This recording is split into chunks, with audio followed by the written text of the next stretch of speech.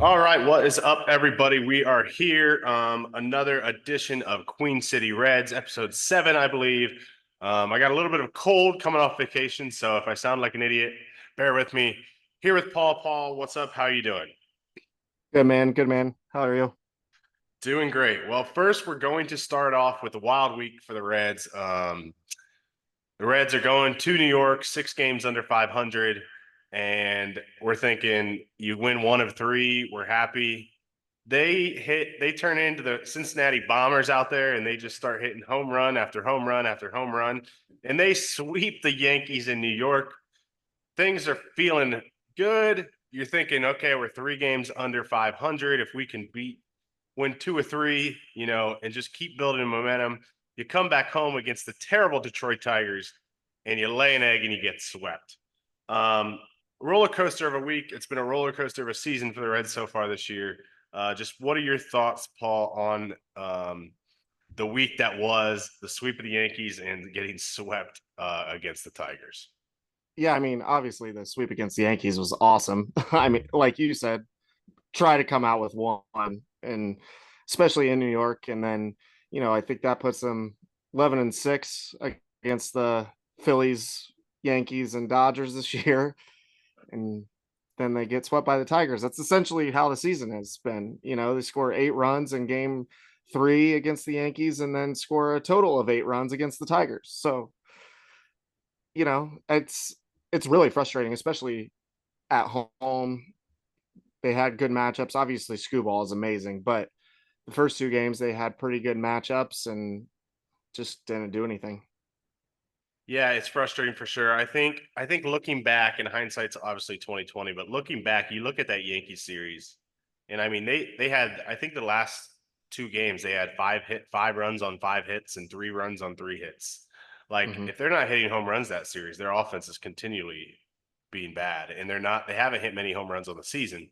So it almost, looking back at that, it's almost like that series was just fluky. Um, Yeah. of course, that's not what you feel at the time when it happens. You're like, Right. you're like, this things are going great. We're gonna be back to 500, and we'll get into the offense right after this. But it's just brutal right now. I mean, this team is, Yeah. it's hard to watch the team struggle offensively the way they are. I think even if you got that game two where Hunter Green pitched a gem and you're in the eighth inning and you have Fernando Cruz coming in, give up 5 runs in the eighth and just blow a 2-0 lead, like with Scuba on the mound on Sunday, like you just had no faith it was gonna No. they were gonna win on Sunday, and it's just, I don't know. It's just, it, like you said, it's just how this season's been. Every time they get close to 500, it seems like they go on some kind of bad streak. They still do have the Yeah. Rockies and Marlins coming up, and you would hope they can do something against them. But um, before we get into the offensive struggles, we can transition right into the offense. Is there anything else you have regarding those two series? Anything that stood out or anything? Just another. I mean, maybe Hunter Green's best game of his career from a rounded out game standpoint, and Yeah. I another mean, he just he looked really, awesome. He yeah, looked awesome. The Reds pitching as a whole looked pretty good against the Yankees. yeah, Um, that lineup is scary as ever. yeah. And in that ballpark with the short porch and everything as well. So yeah, it was a wild week. No, I'm glad they don't have an off day today and they can get right back to it. And they're playing the Same. Rockies. You would think they'd be able to go, but we'll right into that. We'll get into just the offensive struggles as a whole. I mean, the team. I know. It's just one of those parts right now. Like, it's just one of the Reds. Just offense isn't good. Like, it just is what it is. There's injuries. There's people. Jake Fraley's dealing with some family emergency things. I mean, it seems like everything that can go wrong with this team has went wrong with this team, Yeah. and it's just been bad. The offense, like we said, has been hard to watch this year. Just what's your take on the state of the Cincinnati Reds offense right now, going into Monday, July 8th? Yeah. So I don't remember the exact, but earlier today I saw on X or Twitter, whatever we're calling it today, um, lowest OPS at home in the history of GABP this year, on track for that. So that is, which is crazy because last year, especially this time of year last year, offense was rolling. This is when they were hot and, winning the All-Star break at first place. And I don't know, this year it's like those guys, especially outfield production wise, has been really disappointing. With Benson, we love Benson, but man, he's struggling. And, then Fraley being out off and on. Um, Obviously, CES and McLean being out is, I'm not sure how healthy CES ever really was, even when he was playing, we know he played with the injury he ended up having surgery on, but even before that, I'm not sure. And then without Marte the first half of the year, like that's a lot to lose. Plus Friedel, and I mean, there's a lot of guys on the IL this year, and that's where it's sometimes it's hard because you're like, man, this team sucks. Fire David Bell kind of thing, but what are they supposed to do? Yeah, you know? I'm totally with you there. It's like you have to take a step back and Yeah, realize like the young core. And if people want to say the young core is going to be terrible, all of them are going to be terrible. Last year was a fluke, then whatever. I guess you can say that. I don't believe yeah, that personally, but if you do take a step back and you look at, okay, TJ Friedel's been hurt, which I think it's going to be a question if TJ Friedel can stay healthy. yeah, But still, he's a part of the team. Matt McLean, no Elvy Marte, he's back now, but he was out the full first year. CES, like that is half the position players right there that is out for the year that you were counting on. So with that being said, we're looking at, okay, Will Benson, we looked at, was hoping would have a good year. He's just been terrible. hmm You have Santiago Espinal with a 500 OPS. I mean, we pinch hit Santiago Espinal with the game on the line when he was like 0 for his last 20,000. And we brought up Santiago Espinal down yeah, to trying to hit a bomb. Santiago Espinal, no chance. Sorry, Santiago. We have Stuart Fairchild playing every day against right-handed pitching, and I am as big a fan of Stuart Fairchild as anyone, and think he has a role on this team. And he's great defensively, and he's been good against left-handed pitching. He's terrible against right-handed pitching, yeah, and the Reds have to run him out there every single day. Blake Dunn's come up. He's been bad. I think I'm a big Blake Dunn fan. I'm a big prospect guy, and he's just been bad. Noelvi Marte has come up, and ever since the first game, he has looked terrible. And again, yep, it's his spring training. It's just the Reds don't have any depth, so they can't be like, let's just play Marte in the minors and we'll bring him up when he's ready. Like right, he's he they need him to produce, and there's nobody better than him. And he's swinging it like it seems like every slider he gets out of the zone, he's swinging at.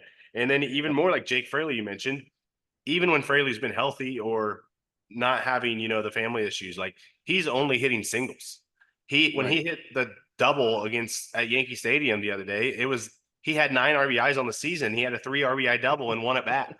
Like you're just going down the line of the people we're counting on. You have Marte, Fraley, Benson, who we probably were counting on beginning of the year. They're not yeah, playing good. And then you have Fairchild and Espinal that we should not have been counting on more than bench roles. Espinal would not even been on the team, and yeah, they're playing virtually every day. And it just those are the things that it's like I know people get tired of. Oh, when are we going to stop saying next year's the year and that? But it's like it's not. It sounds like an excuse, but it's reality. Like right, no manager in Major League Baseball is going to win with a bad roster. right, Sure, they can do things here and there with a roster that's not the best roster. But if you're running out Stuart Fairchild against right-handed pitching every day, and you're running out Santiago Espinal against right-handed pitching every day, I mean, for the last week, the 7, 8, 9 batters in the Reds lineup have just been outs, like yeah, outs. literally, It's crazy. So I think, like I'm completely with you. I'm glad you said it because when you take a step back, I think it's like, okay, the Reds still have a good roster. They're yeah, just dealing with everything that could have gone wrong on the offensive side this year has gone wrong. right. And like even the bullpen staff has been hurt too, which is crazy how like the depth that they've shown really. With let's see, Antone, Pagan, um, I don't know, somebody else too, but it like they're fine, obviously, but down the road this year, are they going to be fine?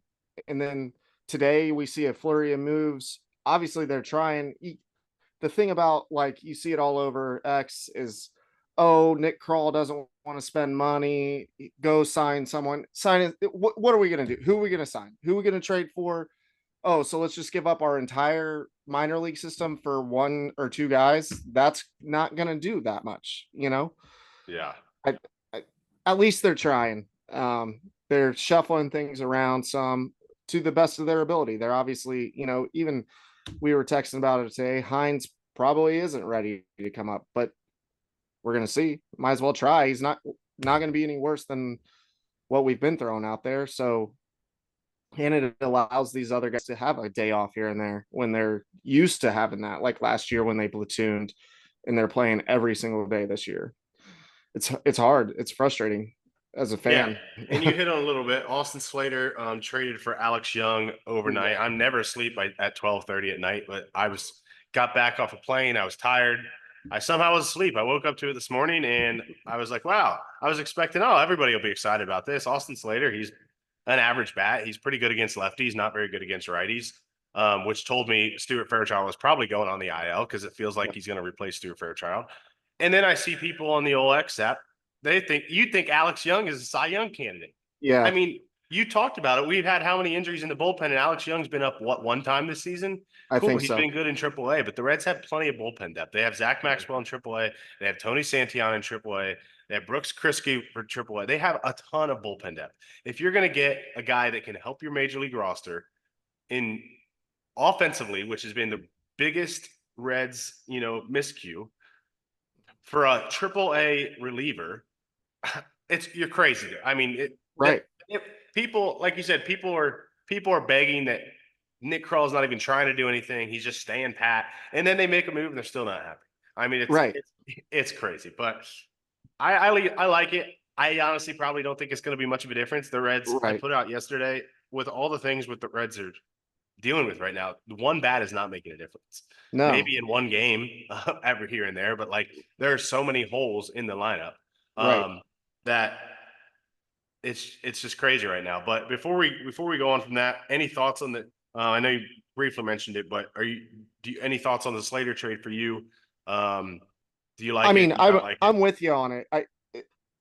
First of all, even a major league reliever giving that up and getting somebody is a you're not getting anybody for that in the major league. So giving up a AAA guy for somebody who they're going to plug in probably right away, pretty much, might as well. Heck, he's in AAA. We have all the guys, the depth at it. Um, I will say, even without the with the offensive struggles, Jonathan India is having a heck of a year. I Yeah, think Jonathan Indy's he's been awesome, and I think the other thing, that I'll say, like, teams don't want to trade big bats on July 8th. I think we talked about it no. last time on here. Like, there's so many teams still in the hunt. It's a The Reds great are point. 6 games back of 500 and 4.5 games out of a playoff spot or something like that. Mm-hmm. So you have so many teams that still think they're in it. And as the trade deadline comes up, more teams are going to be buyers. You're going to have more people. It's going to drive the price up. Teams aren't just looking to trade Jazz Chisholm on July 8th and Brent Rooker on July 8th. Like, Right.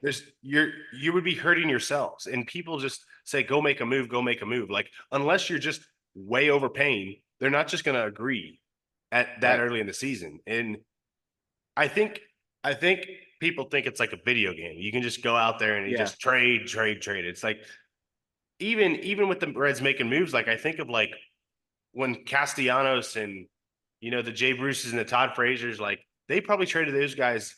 They didn't trade Castellanos. They Jay Bruce and Todd Frazier and those guys, they traded too late and got no Yep. value out of them. Like the Reds, I think, are trying to avoid doing what they have done in the past of, not Agreed. building through the farm system. A And great point. yeah, and like buying guys and like relying heavily on guys like Mike Moustakas and overpaying for guys like him. And if you just go get Brent Rooker and give up like I know the Reds minor league system has struggled this year, but if you just say, oh, they've had one bad year and give up on them and they go become stars, like nobody wants to be on the end of the Fernando Tatis for James Shields trade. Right. Like, Right. could you imagine the outcry if we went and traded for Brent Rooker or whoever it may be, and we gave up Connor Phillips, who's been awful this year in AAA, and he just all of a sudden turned into Max Scherzer. And will that happen? Probably not. But if it did, the same people that are saying trade would then complain that Nick Kroll gave up too much. Yeah. You can't win. You can't win. But it's crazy. It is crazy. I'm with you. At least they're trying. At least they're making moves, and Yeah. they're not just staying pat, because that's what drives me crazy. I think even with Mike Ford, who I think just got signed in Japan or something earlier in the year, like at least they tried. Hey, I Yeah. don't care if they brought him up and it didn't work, because it Right. wasn't working already. So at least Right. just doing the same thing every day and expecting all of a sudden Santiago Espinal to start hitting homers, like Yeah. so. I mean, come on. Like, what are we doing? So I'm Golly. excited. At least I see moves today, and I'm like, huh, I'm excited to watch the Reds tonight, because I can Right. watch Rece Hines hit in the major league game and not have to Yep. watch, the same guys do nothing. But anyway, Yeah. it's so I think we're on the same page with the Slater trade. It's worth a gamble. They didn't give up much. No. Um, at least the front office is trying. We'll see what else happens. You briefly mentioned Rece Hines. Um, Rece Hines is up. I'm a big fan of Rece Hines. He changed his stance halfway through the year and just went off in the second half in Double A last year. He has 13 home runs this year. I I think I usually have optimistic lookouts for guys, and I'm excited to watch Rece Hines.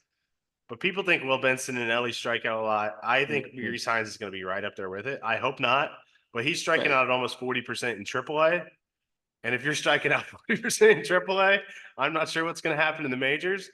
But I think Nick Kirby put it out right before I got home from work. He said the last time the Reds called somebody up versus the Rockies that was struggling in AAA was Brandon Williamson. And everyone was like, why the heck are we bringing Brandon Williams up? He is pitching terrible down there.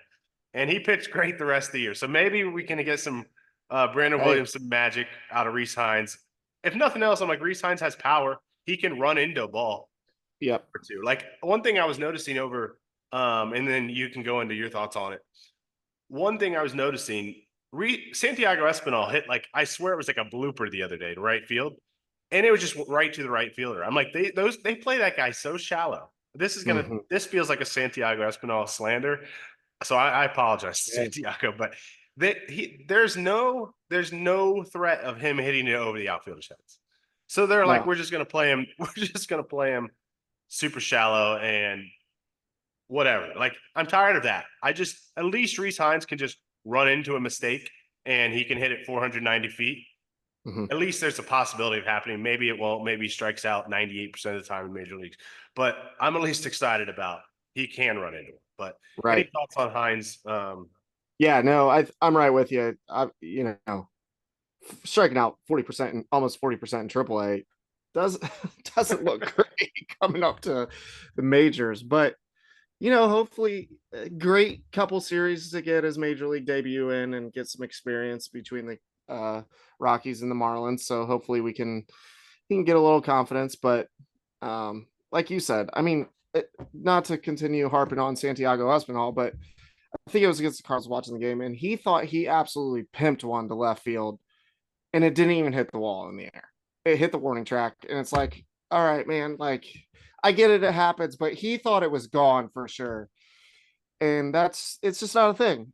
And so, like you said, maybe, Hines has that power, obviously. So hopefully he'll run into a few. And I don't know. I'm just glad that they're making moves, allowing guys to, you might as well try it. I know we keep saying that, but man, Yeah, got yeah, to. I'm with you. I mean, we haven't even mentioned Edwin Rios is up. He's in the lineup tonight. Right. I'm looking at his stats now. He had a 793 OPS for the Dodgers in 2022 over 27 games, so that's solid. Yep. Last year he had a 450 OPS in 18 games for the Cubs, so it's pretty good. He does have, I think, 11 homers in minors this year, but I don't know, man. I mean, this is where we're at. We're running out Edwin No, Rios and Rece Hines, and that's another guy. Candelario is playing with like major knee tendonitis. So, he's starting at third base tonight because Marte can't throw it across the diamond. It's crazy. We were all like, Marte's going to be such a big upgrade defensively, and Marte comes up and yeah, has the yips. He can't yeah, hit and has the yips. I mean, what a yeah, disaster! yeah. What an It's absolute catastrophe. going great. It's going great. All right. Well, enough on the offense. Another interesting move I saw today. Nick Lodolo appears to be close to coming back. Graham Ashcraft was sent back down, which was pretty interesting to me. He pitched pretty decent, pretty decent against the Yankees, and then pitched pretty decent yesterday. He gave up a decent amount of hits, but only gave up one run. But one thing I think the Reds are realizing, like they're pulling him early, even when he's pitching Mhm. good, because he gets shelled the third time through the lineup, like absolutely shelled. And it's interesting to me that clearly in the Reds' mind, Carson Spires has surpassed Graham Ashcraft right now. Yeah. I'm not sure if that's they just want Ashcraft to go down and keep working on things, or if it's truly just we feel like Spires is just giving us a better chance to win, which I think it's kind of the second. Spires struggled last time out against the Tigers, but other than that, he's been really good. Yep. But that's interesting. You'd never seen that coming earlier in the season. But what are your thoughts on Ashcraft getting set down?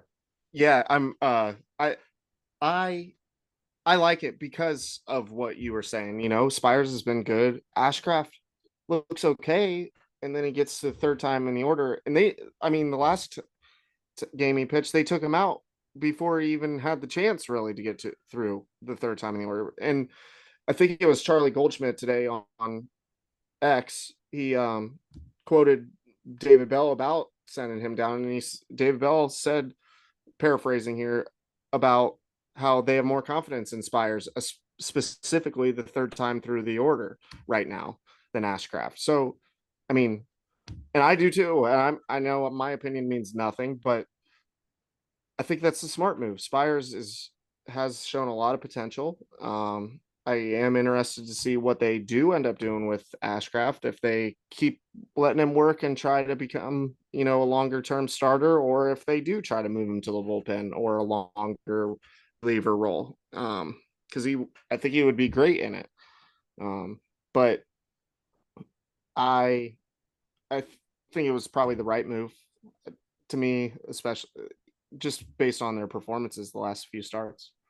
Yeah, I didn't see the quote you're talking about, but here it is from Charlie Goldsmith. Some notes from David Bell. Carson Spires will stick in the rotation. There's more upside than what Graham Ashcraft has shown, including against for the third time. Pretty interesting stuff there from David Bell. Also mentions about Austin Slater, says he brings experience and he's a good clubhouse presence, and he can hit. He'll fit right in. I'm not sure if you can say he'll fit right in after you say he can hit, because the Reds team doesn't hit. But that's enough about Graham Ashcraft. All right, a couple more things. Reds have the Rockies. I feel like the Rockies are a great team to face after getting swept against the Tigers. You feel like they can manufacture some runs against the Rockies, but who knows with how the offense is going. It's a 4-game series. If the Reds win 3 of 4, you're feeling good again all of a sudden. You have 3 against the Marlins going in the All-Star break. I feel like if the Reds could go 5-2, it would be like the Tiger series never even happened. You'd feel Yep. okay, pretty good about going in the All-Star break, get healthy, all of that, and then come out and go on a little run. If you 4-3, you can live with. If you go 3-4, we'll be talking next week. I think we'll be talking, or whenever after the All-Star break, we'll be talking. The Reds just start selling the veteran guys, Yeah. and I don't know. Yeah. What are your thoughts on the Rocky series? I think they need to have 5-2 would be awesome. 4-3 you could live with, I guess. Yeah. I think they definitely got to go 5-2. I mean, 3-2 at worst, especially at home against the Rockies. Is Marlins home? I think so. Yeah. I think Yeah, they're all home, but I home don't and know home, for sure. right? Yeah. I'm not positive, but I think you're right. But I mean, either way, it should be a 5-gamer, especially tomorrow. I will be attending tomorrow's game.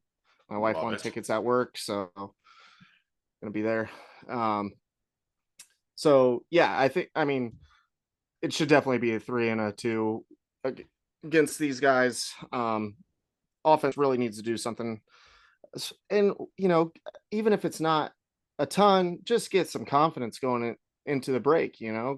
Allow yourself to build yourself up. That way, you can work on a few things, take a rest, and then get healthy and come back out after the break hot. Yeah, and then pitching wise, I think um, who pitches tonight? Actually, I know Abbott. Montas pitches. Oh yeah, Abbott Abbott. pitches tonight.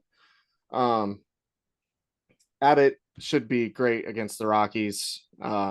He's been pitching really well for the most part. So I think it's just an opportunity, a great opportunity for him to really get back to, like you said, basically make it seem like the Tiger series didn't even happen. Yeah, for sure. We'll see what happens. I don't even know what to think day in and day out with this I team know. anymore, but I we'll see. know. Some good news. Elly De La Cruz is an all-star. Pretty cool for Woo. him. I mean, that guy's just unbelievable. It's Yeah. when things are going bad, it's like, okay, I'm excited. I'm genuinely excited every time Elly steps up to the plate. I don't think I'll ever, it'll ever get old watching him. The David Bell video of them telling him he's an all-star and all the teammates coming up to him. I mean, those videos are so cool. But Oh yeah. I don't think you can ask much more for Elly.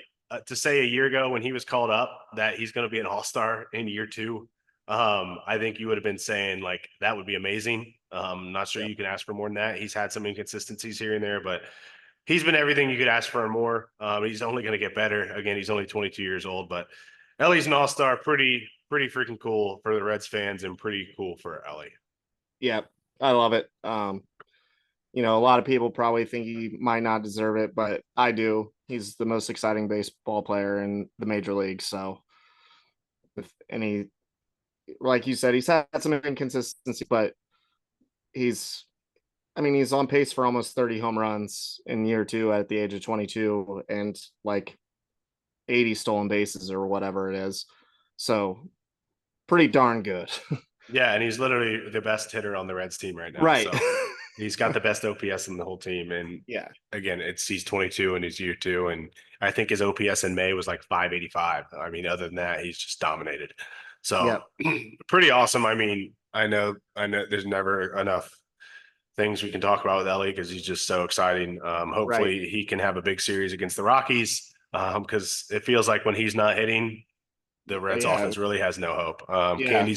Candy's been battling an injury. He's struggling lately. I mean, Steer's been a bright spot lately. He hit three Yep. homer in three straight games until yesterday. Um, so we'll see. The last topic here, I wanted to get your thoughts on, and we just hit on a little bit. Um, Trade deadline again, July 31st. Obviously, the Reds made a move last night. Do How would you like the Reds to go about the trade deadline? I'm sure it depends on how they play going into trade deadline. But what are your thoughts? What would you like to see, I guess, the Reds do? Yeah. Um, I think it's hard because, like we've said before, with when you're going in the trade deadline, if you're only 5 games out of a playoff spot, you can't really sell, but it makes you want to buy. But do you buy? Because then what are you giving up to maybe make a playoff spot? You're not, if they're still in the same position they are now, it's kind of hard to be either. I think at that point, most likely they stay put. Maybe a guy like Montas, just because of his contract. But I think for me, it just goes back to the parts are there. They're just hurt.